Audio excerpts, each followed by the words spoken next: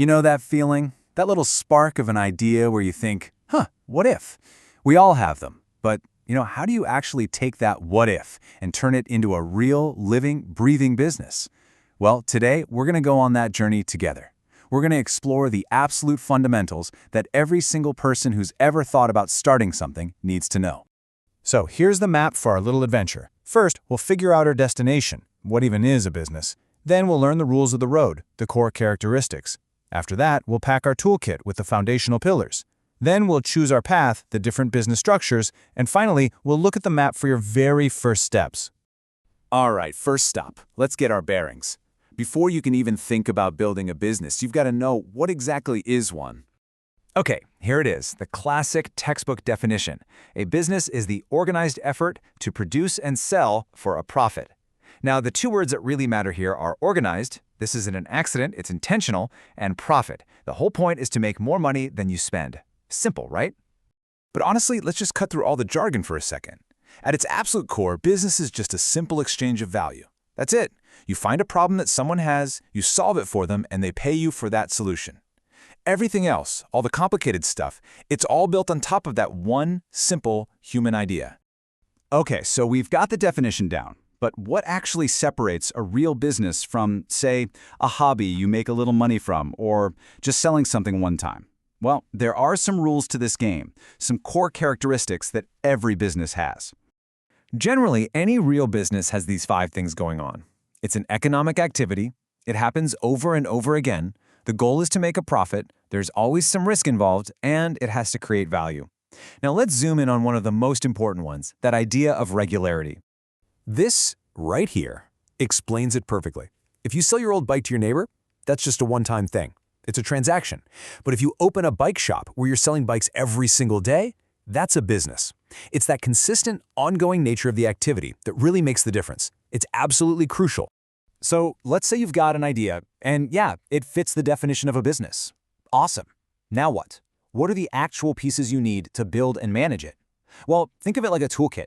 These are the 5 foundational pillars that literally every single business is built on, whether it's a tiny startup or a giant corporation. I want you to picture these 5 pillars as gears inside a machine. They all have to be turning together for it to work. Your product or service, that's what you're selling. Marketing is how people even hear about you. Operations is the nitty-gritty of how you actually do the work and deliver. Finance is, well, managing the money. And human resources, and listen, even if it's just you, is all about managing the people, the time, and the energy.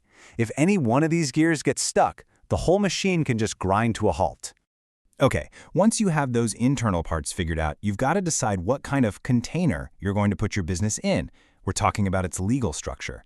And trust me, the path you choose here has huge implications, especially when it comes to your own personal risk.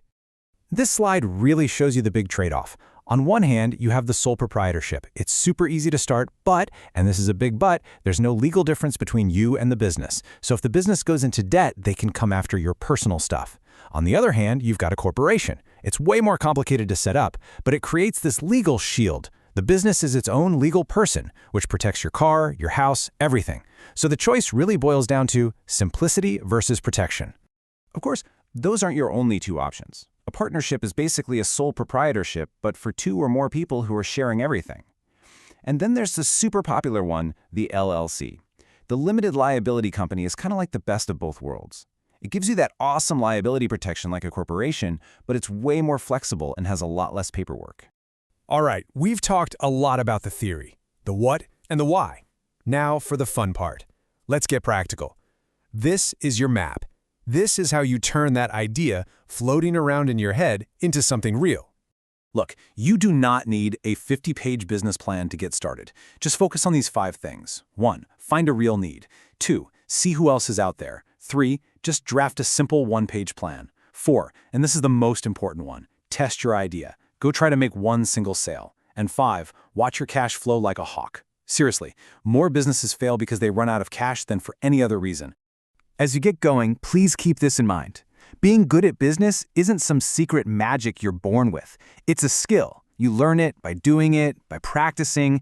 It's this amazing mix of thinking things through, being analytical, and then having the guts to actually take a calculated risk. So, there you have it. You've got the roadmap. You know the what, the why, the how, and the where to start.